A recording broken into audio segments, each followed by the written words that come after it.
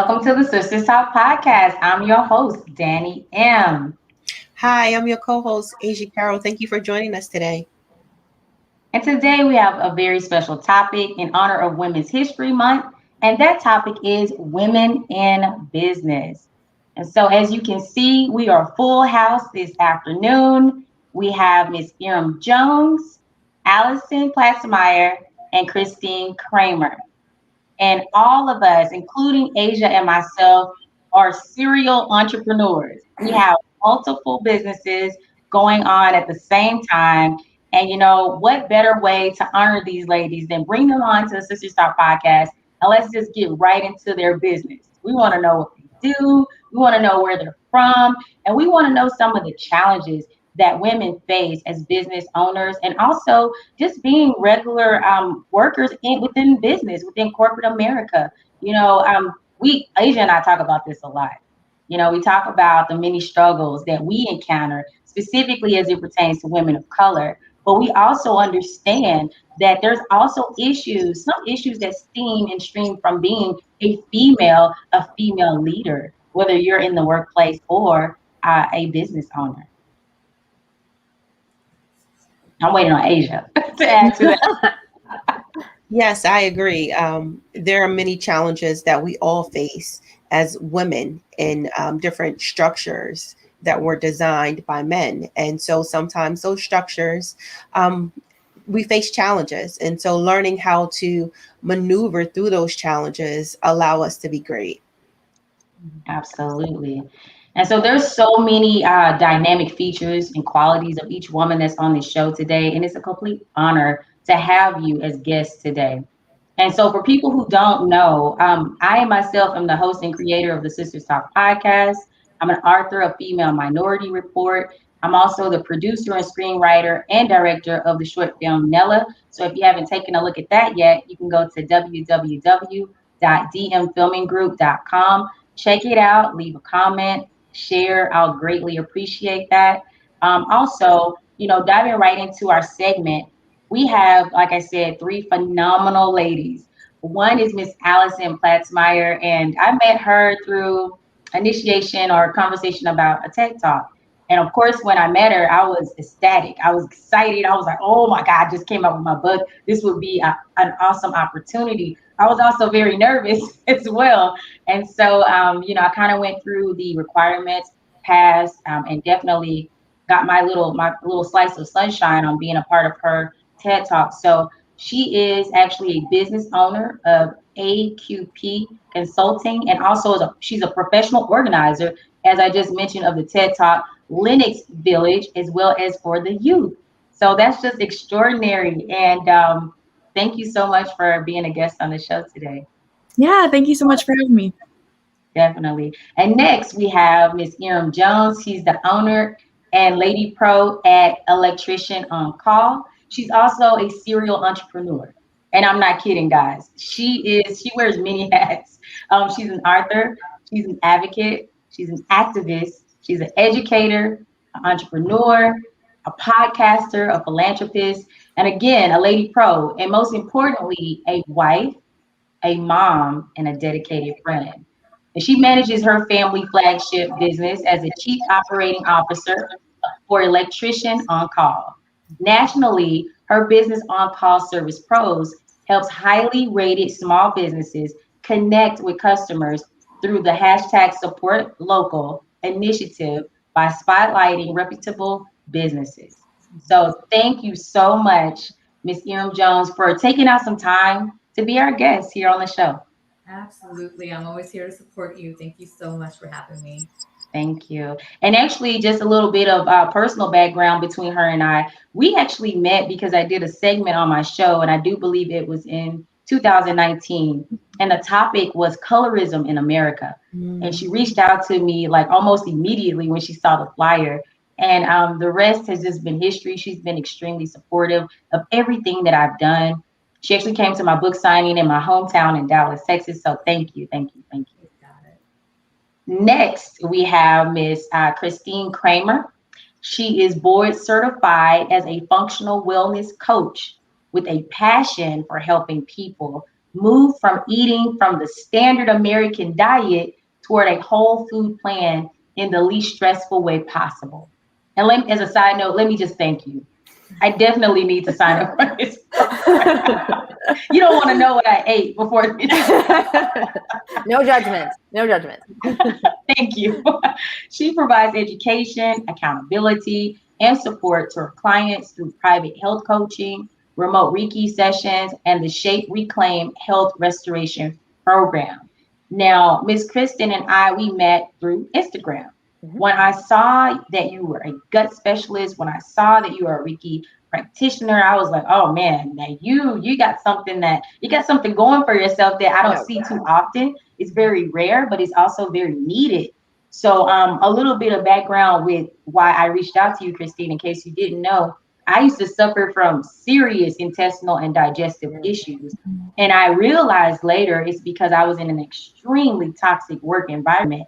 And that played a part on my stress, the adrenaline, the nervous system. And I had no idea then. So I definitely had to have you on our show for that segment, just to make the audience more aware of their stress levels and how it relates directly to your gut function. So thank you so much for being a guest on our show again on the Sisters Talk podcast. Thank you for having me. Definitely. And then also Miss Aisya Carroll. She's phenomenal. She's the co-host of Sisters Talk podcast. And as you know, she's an author of The Pressures of Becoming a Diamond. She's also a spiritual coach and life coach. And you let me know if I'm missing something, Aisya. Why don't you butt in and let them know who you are? So I'm an advocate. I advocate for Black and Brown students everywhere. I am also a life coach, a certified life coach, and I help people heal from trauma. I feel there are a lot of people who have experienced trauma in so many different ways, and it affects our lives. And so I'm dedicated to helping people heal spiritually, as well as helping people heal holistically. I do quite a few different things. I wrote a book called The Pressures of Becoming a Diamond. And that book shares my experiences of how I went through so many traumatic events as a child, but yet I was able to overcome and survive. And so I just feel as many of us can unite, it will help us heal from a lot. Yes. Love it. Love it. All great stuff. All great women doing absolutely phenomenal things for the communities, for everyone. And so we're just going to dive right into our first question. And we'll use Miss Iram. You can answer this question, and everybody else after her can follow. So, number one, what does it mean to you to be a woman in business? So, being a woman in business, I think that, it's such a broad question, but I think it ties into doing the best that you can in the element or the talents and the skills, the resources that you have. And it's just not about profits first, it's really about people. And so I think, being a woman in business really, follows this method, which I call the 3 Ps. So, what are you doing for your people? What are you doing for the planet? And then if those two align, then you should be profitable. So if you follow that recipe, I feel like, you can be a strong woman in business because you're allowing, your service that's going to improve, whatever this problem or circumstance is, you're resolving something. It's not just about profits at the end of the day, right? It's not just about making money. And a lot of times people assume that people get into the business to make money, but honestly, we work around the clock to solve a common problem that we know we can solve. Definitely. I just love the way you answered that question because it was a very broad question intentionally. And because I knew that I have dynamic women on this show today, I knew you would pull the right elements together and answer it accordingly. So we have Ms. Latoya Chrisman who says, yes, building relationships. That's key. That's important. And I love what you said about it's not just about the profits first. Now, eventually we have to do something that's going to make money, right? But I think the initial purpose of doing what most of us do in our businesses is to actually help someone. Mm-hmm. We want to help. And Latoya says solving a problem. Go ahead. Yes, I totally agree. I think many people get into business for the wrong reasons, and it's all about profit and making money and being seen and being famous. But they forget that this is like most businesses, you're providing a service. And if you don't care about the people you're providing a service to, there's no point in going to business. Exactly right. I couldn't agree more.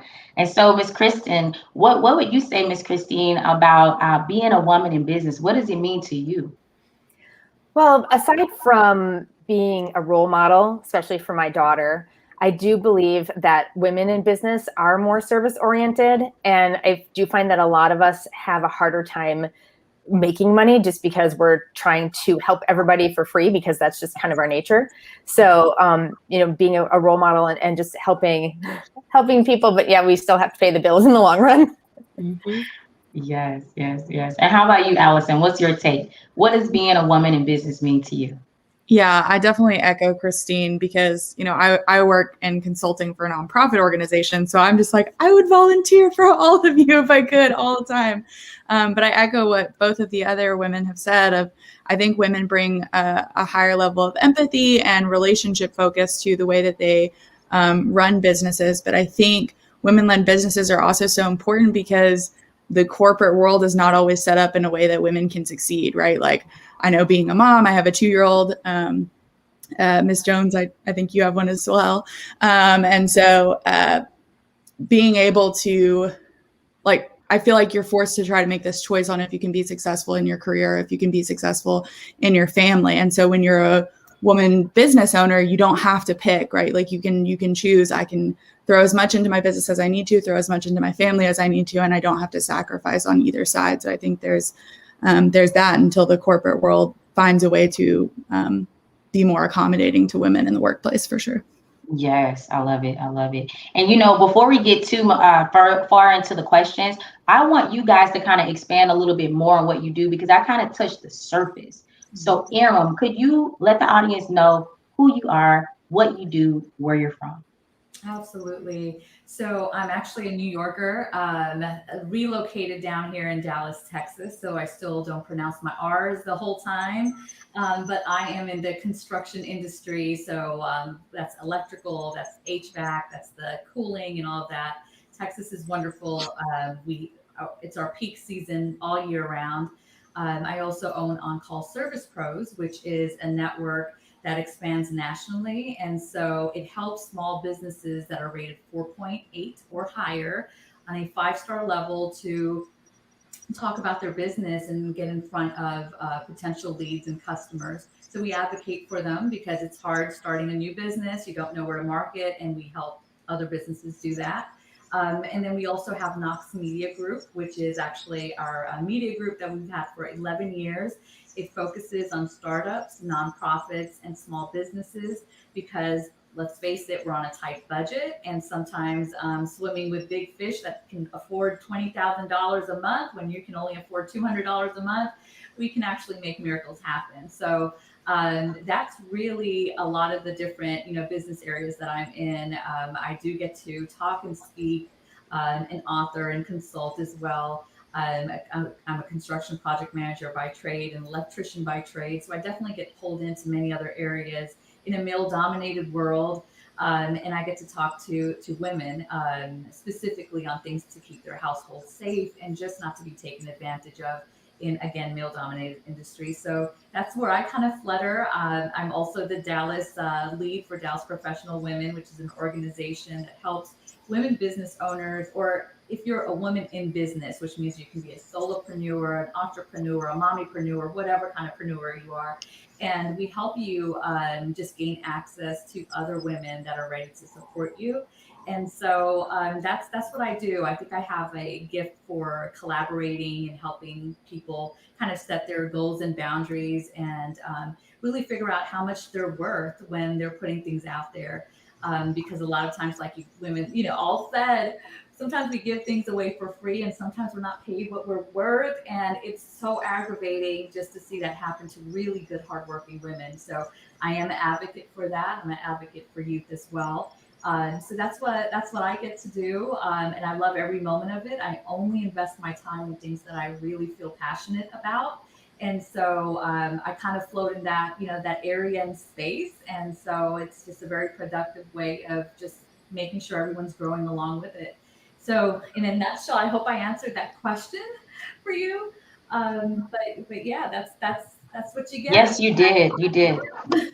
And you added on to what I said at the beginning of this show is that we have very dynamic, phenomenal women today. You're a woman that's wearing many different hats. You're a mom, you're a wife, you're a serial entrepreneur. So, and you're giving back. That's key. You're giving back. So we appreciate it when we have people like that on our show that can show other people that are out there to make profits. You also can make that space to give back as well. It's all about balance. It's all about balance. And so, Christine, could you tell us a little bit more about who you are? Okay, where you're from and what you're doing right now. What's your current project? Oh, sure. I'm in Wisconsin, so I'm a little bit west of Milwaukee, southeastern Wisconsin. It's a city called Waukesha. I'm also a mom and a wife, but my kids are older. My oldest is I have 22-year-old, 20-year-old, and 17 or almost 17-year-old. I have experience with functional medicine training for health coaching, where you look at the root cause of what the health issues or conditions would be happening, how this actually started, instead of just putting a Band-Aid on it and just fixing it up and getting rid of symptoms. So I like to dig deep into that. I am a practitioner for the Shape Reclaimed program, which is a health restoration program where a happy side effect is losing weight, but that's not just the only thing. I have had experience with my own health. I've had both my hips replaced from being on acid reflux medications for years. I've had adrenal fatigue. I've had kind of the whole gambit, and it's been taking me a really long time to heal myself. And so I have this passion for helping other people kind of sidestep the year's worth of work and make it faster and helping them heal. Love it, love it, love it. Wow, that's a lot. Mm-hmm. And you said a lot really fast. Sorry, I talk fast. It's all good, it's all good. So Miss Allison, same question to you. Tell the audience who you are, what you're currently working on, all the businesses that you have going actively right now. Yeah, so my name's Allison Quintanilla Platzmeyer. I'm from Nashville, Tennessee. My bread and butter is working with nonprofit organizations.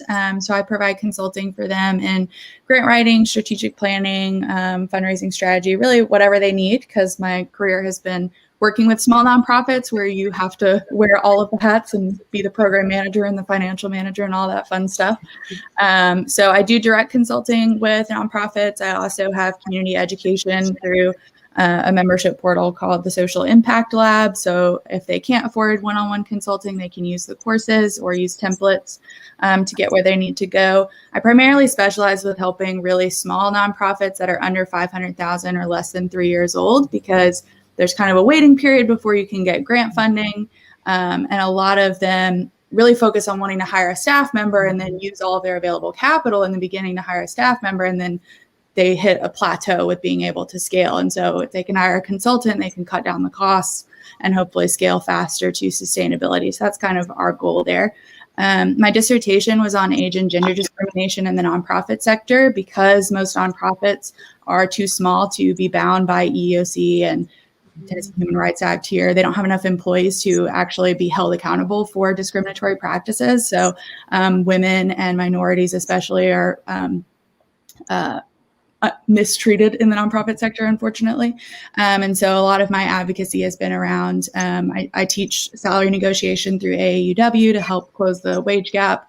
I'm a vocal advocate for ending the motherhood penalty, because women are penalized, in addition to already, being underpaid as women, 5% for every child that they have in the workplace. And so I've also been a vocal advocate for babies at work for the first 6 months of an infant's life as well.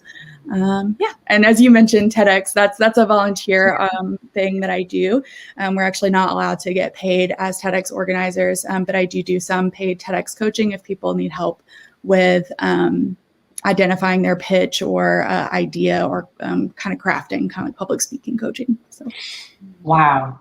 Oh my goodness. And you guys, shout out your Ted Lennox page so that people know where to go to find it.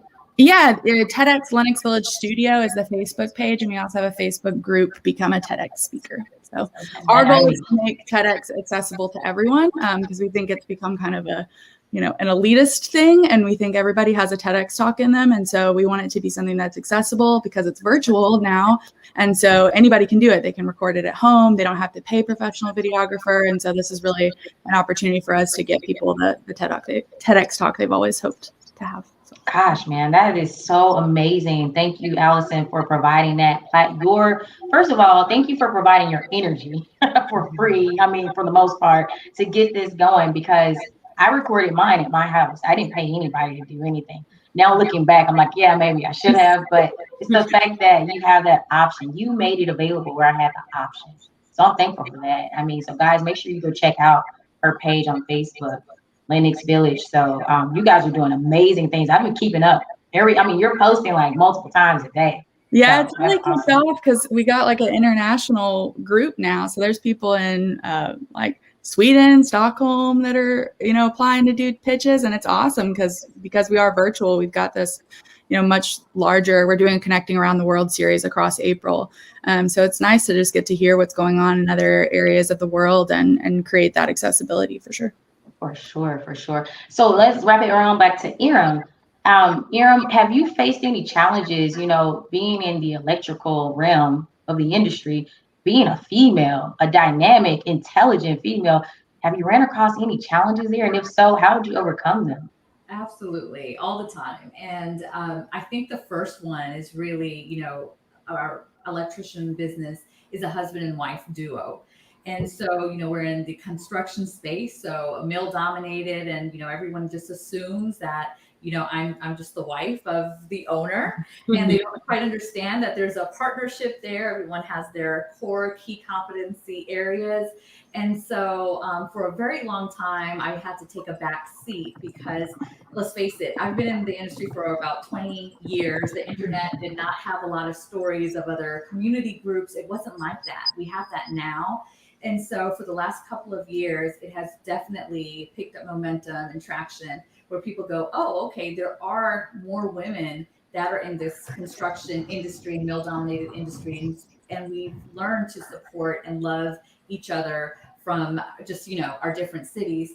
So it's been really hard because sometimes what happens is someone assumes that I'm the assistant of the person that is sending them the emails, right? My name is Iram. They don't even know if it's a male or a female.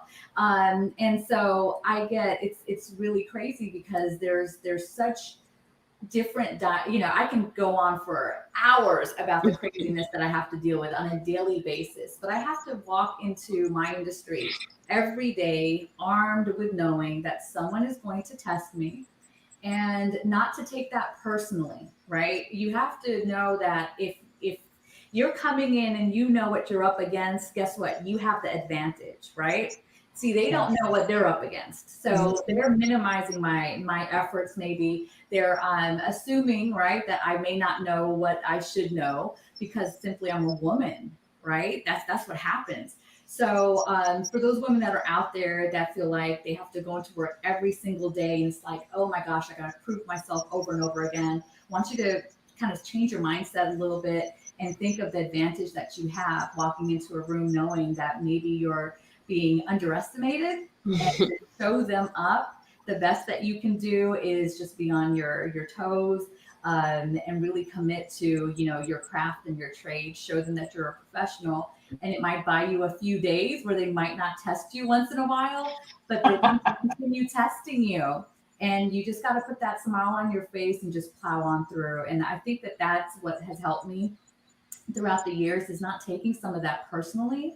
And sometimes it also comes from women, and that's okay. That's okay. We got to learn how to be open and flexible and learn how to change our communication style. So there's just not one way to communicate.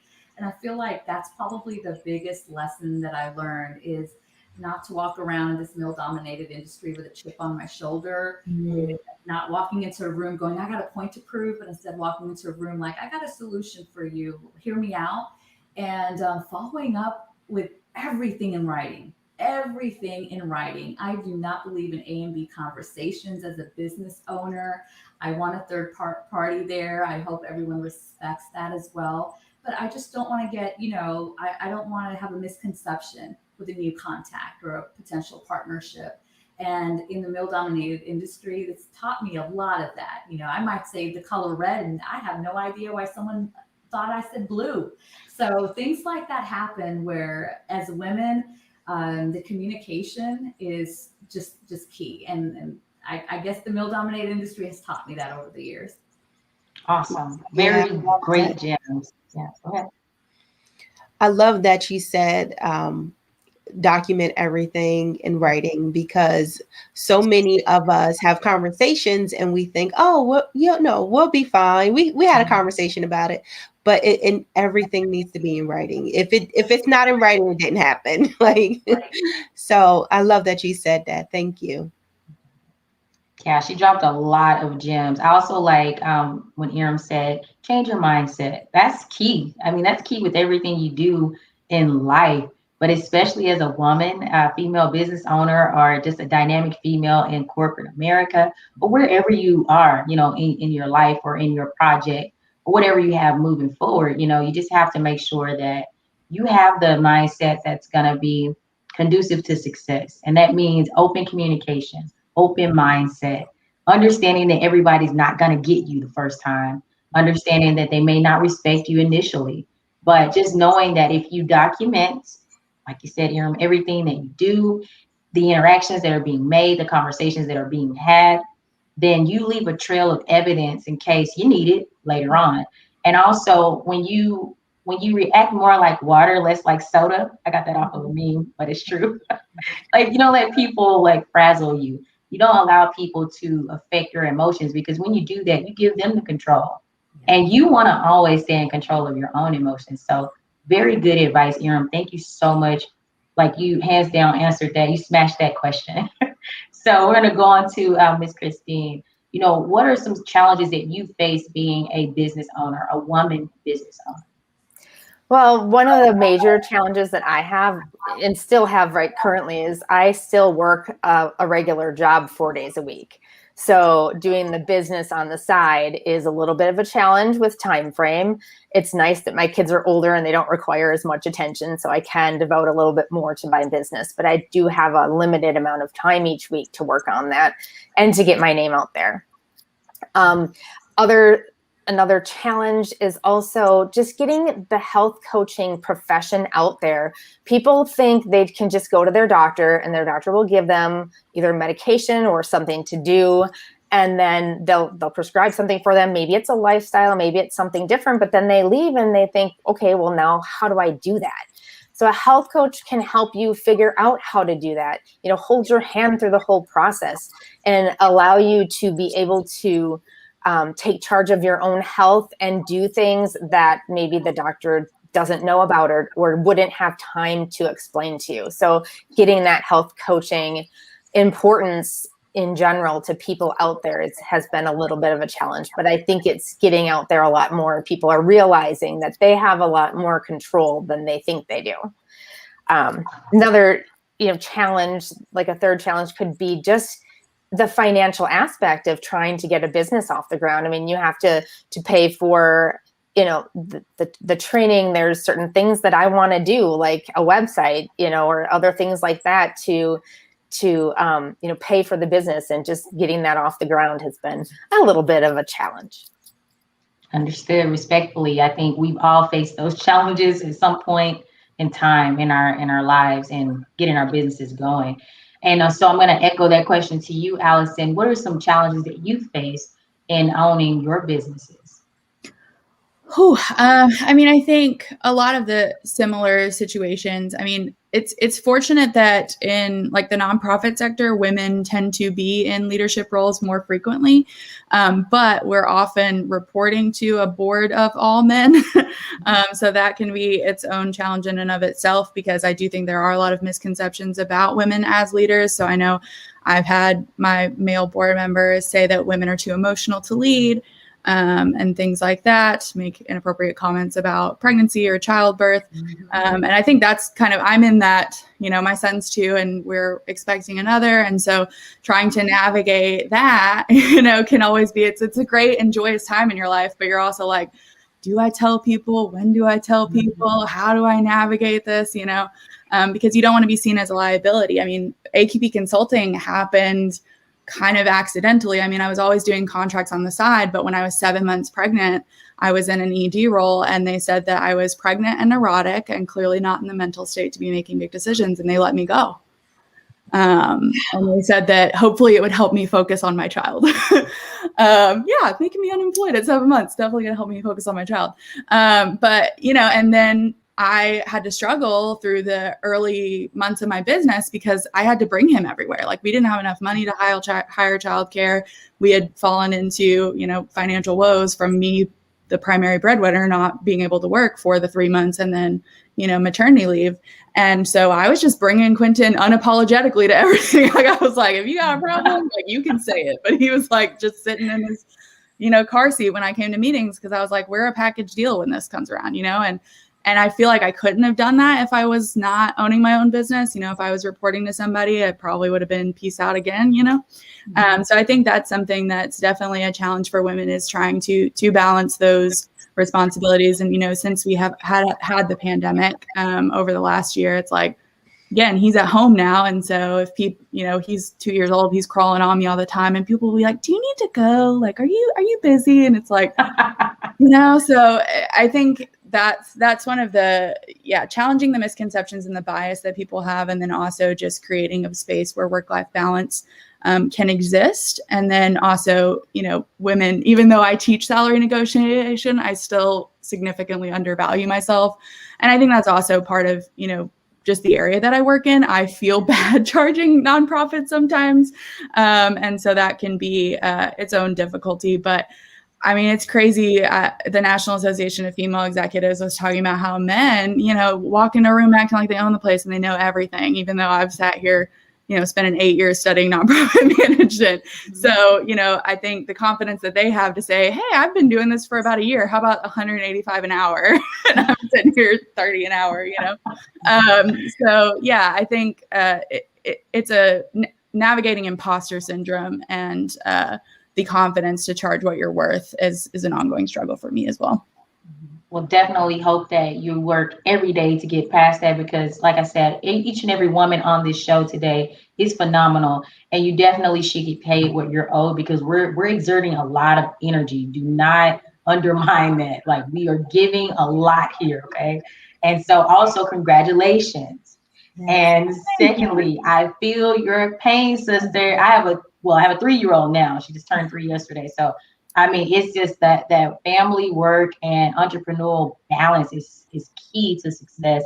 And also it's key to great health and longevity. So definitely send in those positive vibes, restful vibes, relaxing vibes your way, because I know I need them too. So send them back to me too. So thank you for a very great, amazingly packed information for those female entrepreneurs who are trying to balance and juggle it all. It's a lot. It's a lot, and it's okay to bow out. If you need a break, take one. And I think that's something that a lot of women, and you guys tell me if I'm wrong, but I do believe a lot of women, we push it to the limit, because our colleagues, our male colleagues, are just like effortlessly, just leaping bounds, and just like you said, they're charging whatever they want, and people just naturally trust them and respect them. And women, sometimes we have to do a little bit more, we feel. But I don't know if that's necessarily true, but I just feel that we believe that we have to. Can I jump in really quick and just kind of comment on something, which is the reason why Dallas Professional Women is in this space? When Allison was talking, Allison, thank you so much for sharing that. I mean, I hurt and I feel for you, and I think we all get it. We are there. But there's women organizations out there, and I really want women to understand that it doesn't matter if you're an entrepreneur or if you're working in an executive level or you're a professional or just starting up, okay? You need women behind you. You need women to the side of you. You need women in front of you. Okay, so like salary negotiations, that's something that's so important that every woman as a tool set needs to have under her belt. And it's so easy to advocate for someone else, but when you step in the room, you're kind of like, I don't know, if I should ask for this. I don't want to blow the opportunity. But what we did at Dallas Professional Women is, we were created out of necessity because we saw that women weren't getting the recognition when a press release was going out to honor a woman, let's say, who spent her entire life legacy, right? Back in the 60s, when the times were quite different back then, and she trailblazed, and newspapers wouldn't even pick her up on the circuit to congratulate her. So what we realized very quickly was this stemmed because these women weren't being mentioned anywhere else. Therefore, the media outlets assumed that these women were not important enough to other women, and they decided to shield us professional women from people that could have incredibly let us down, were trailblazed for us. And so one of the things that Dallas Professional Women did was we found out what were those salary requirements, where were they blocked, who were the companies that blocked them. Are these companies saying that they do something on the forefront and then on the back end they're not promoting women? So really pushed forward and said, come one, come all. And if you feel like you've ever been blocked professionally, you let us know. We write those letters. We advocate for you. We figure out what's going on. And if they need a diversity and inclusion training, we will send one in. And guess what? She's going to be a woman. We want the monies to come back to women. And so when I hear stories like yours, Allison, I hear them every single day. And it's sad to see that it still, goes on. But we know that for our kids moving forward, they're going to have it a little bit easier because, there's a lot of women like us that are making sure that this is normal, the work-life balance, the bring your kid to work. I'm there. I hear you. I have an 18-year-old, and I spent so much time working instead of spending time with her.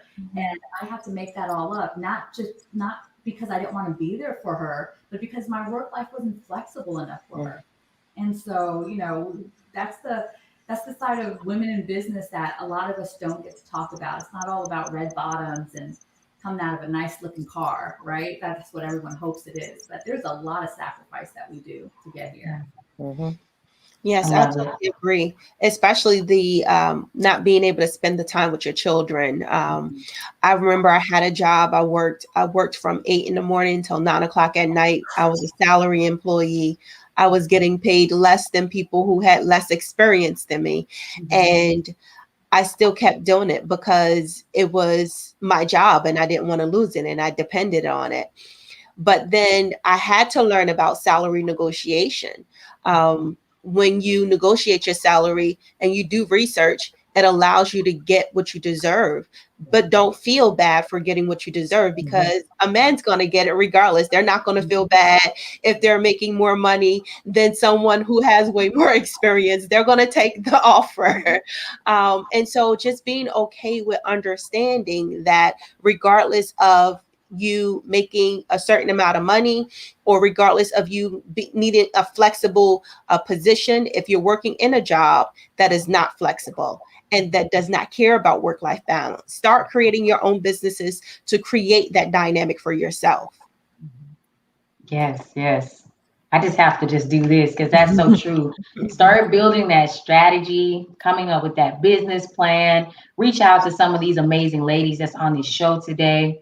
Obviously it comes with a small fee, but it's worth it. That small investment in comparison to what you will make over the future years is completely worth it. Don't allow just the initial fee to say, well, no, I don't know if I'm ready, because I myself have done that before. I've looked and seen, oh, well, it costs this much. I don't want to do that. But then you squander around for the next 12 months and you've not accomplished anything. So it's worth taking out that time, doing your research, making that small investment.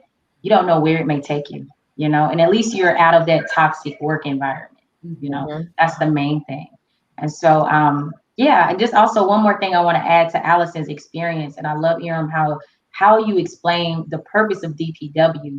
I just love it. I love everything about it. We'll have to bring you back on or a separate segment for just for that only. But even the workplaces need to understand the importance of breastfeeding our children. There's a lot of women who want to breastfeed and they do not have that option when they're in and out of meetings, myself included. My 3-year-old, I had to stop at 6 months and it broke my heart. I mean, that's something personal that I wanted to provide for my child, at least for 12 months. But there was no way with all the meetings, with all the projects, with everything everything was tugging and pulling at me. But I can say this, they did create a space for women to breastfeed. And I'd never seen that before until I worked with this company. And for that, I'm very grateful because you want to be able to have those moments in private and you want people around you, your colleagues, your coworkers to be able to respect that quiet time. So definitely, I do see some transformations happening. I just urge corporate to do more because there's so much more that can be done. All right, so we're going to pull into our last question of the day for these ladies. And we'll pick on Miss Christine for this. We'll start with you. All right. So give the viewers in the audience some advice on how to overcome sexism, low confidence, as it pertains to starting up your business. Maybe you have family or friends who don't believe in your vision. And I'm sure every last one of us have experienced this at some point. And they're saying, there's no way you can do that. You're working, you have a husband. There's no way you're going to fit all that. What are you trying to do? I don't believe what you're doing. Right. So what kind of advice would you give those people who are experiencing that, either in their workplace, at home, or just simply just trying to be a business owner? What would you tell those people? Well, there's a lot of work that needs to be done on your mindset, for one. I've had to learn how to step into my own power as a health coach instead of just being, that front desk person or somebody who's an employee, but just step into your own as a business owner. And, how other people react to you is usually their issue, not yours. And so just realizing that you are enough, you are amazing, you are exactly who you're supposed to be, and stepping into your own power and doing a lot of self-work is very helpful to overcome that. Love it. Love it. Allison, what's your take? What's your advice to people who may be experiencing sexism at work or experiencing low confidence and don't feel like they have what it takes to start their own business? Yeah, I mean, Christina already kind of hit the nail on the head there, but I think it is really staying true to your vision and the unique value that you have to contribute to the world. I think we all started our business or got into the line of work we're doing because we want to help people and we want to make a difference in people's lives. And so sticking true to that and understanding that you have unique contributions, I think is so important. And it feels false coming out of my mouth because I know I struggle with it, but really truly understanding that the world would be different if you weren't contributing in the way that you are. And so stay fast to that. It is hard in the first couple of years, but it'll pay off. Love it. I love it. And even the fact that you're so transparent, you're still walking through it as you're growing. And I think that's the key takeaway from your segment, to this question, is that even if you fear or you have low confidence or whatever your situation is, you still should just keep going and do it. You have to do it first. And when you start it, keep going. Definitely. So, Iram, what's your advice to people who may be dealing with sexism, low confidence in their startups? What's your advice on that? How do they even get started if they don't even know where to start? So, it always starts with self-inventory. Be honest with yourself. You don't have to say it out loud, but try to figure out what are you good at? What do you feel like what energizes you, right? When you find that out, you're working in your natural ability. You're going to always be excited about it. And don't let negative energy get into your space. Your vision may not be a vision to share with everyone, okay? So don't give your plans out forward to people that may not see that. And don't get upset with them because they may not understand your vision. And they're simply, when they say you can't do it, that's just a reflection on them. Okay. Now get yourself a mentor and take it from there. All right. Because ordinary people will not understand your vision. They're going to cloud things up. They're going to make you second guess yourself. And just reach out to a woman. She can be a stranger and just say, this is what I want to do. You're doing this. And I see something in you that I would, love for you to share with me. And no one's going to turn you down. they're going to come forward and they're going to help you. They're going to pull up that seat for you. So that's my advice on that one. Great, great. Awesome. Aisya. I was going to ask you, Aisya, do you have some advice? So I would say the most important thing is to believe in yourself, number one. You're going to have a lot of people that are going to try to distract you from your purpose. And even though they're distracting you, sometimes people are distracting you for negative reasons and you don't even realize it. Mm-hmm. So be very careful in regards to who you share your vision with. Just like Iram said, some people don't want you to succeed. So just continue to believe in yourself. Say positive affirmations over yourself every day to continue to improve on your confidence, to continue to improve on your esteem, so that when you do have people who come to distract you and to tear you down, it's not going to penetrate through your mindset.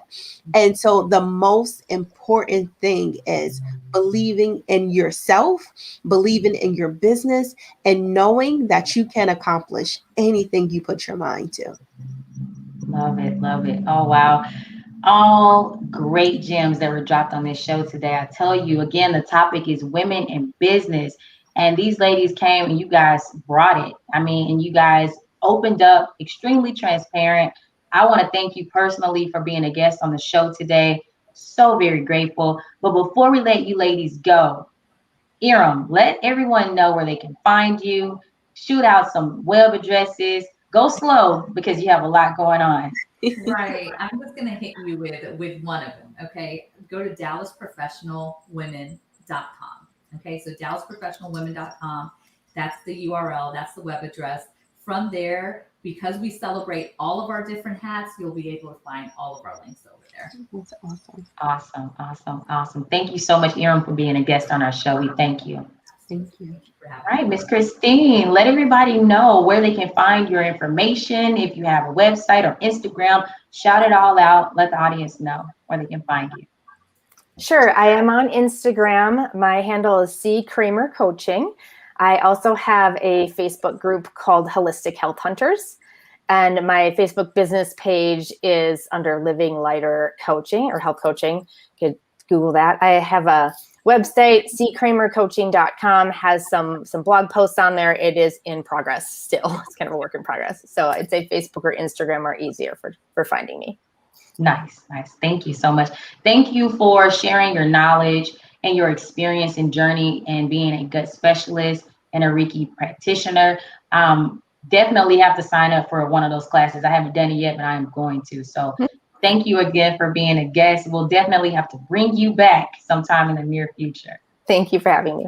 Definitely. Miss Allison, please let them know where to find you in all of your grand businesses. Oh gosh, I would say probably Instagram at AQP Nonprofit Consulting is a good one. I'm also on LinkedIn, Allison Quintanilla Platzmeyer, and Facebook, Quintanilla Platzmeyer, which hopefully they can see the way my name is spelled. Yeah, they can. Hard ones to spell there, but yeah, the social media is probably the best way to reach me. Awesome, awesome. Aisya, you have any closing words today? Well, I just want to say thank you to each and every one of you amazing, phenomenal women for being here. You all are changing the world in so many different spaces. You're making a difference in people's lives. And some you may know how you're affecting them and some you may not. But continue to do the work that you're doing. And to each and every one of our audience members that are interested in business or who are starting businesses or who are running businesses, continue to believe in yourself, continue to follow your passion and your dream, and everything will work out for you. You just have to continue to keep going. Love it, love it, love it. So before we end this segment, I just want to encourage everybody that's going to watch this show, who has watched this show, or who are currently watching this show, to make sure that you research women in business. There's so many women currently in 2021 that are doing amazing things. Also, I encourage you to do some history finding on great women who have gone and left this place, but who have contributed to society in so many different ways. Female inventors that you maybe never even heard of. I encourage you to look them up. That information is at your fingertips. And so as always, we want to thank you guys for tuning into the Sisters Talk podcast. We will see you not next week, but the week after. We're going to take a hiatus. But we want to thank you guys and all of our supporters who listen to us, who like and share and comment on our videos. We thank you, and we'll see you next time. Bye, everyone. Bye. Bye.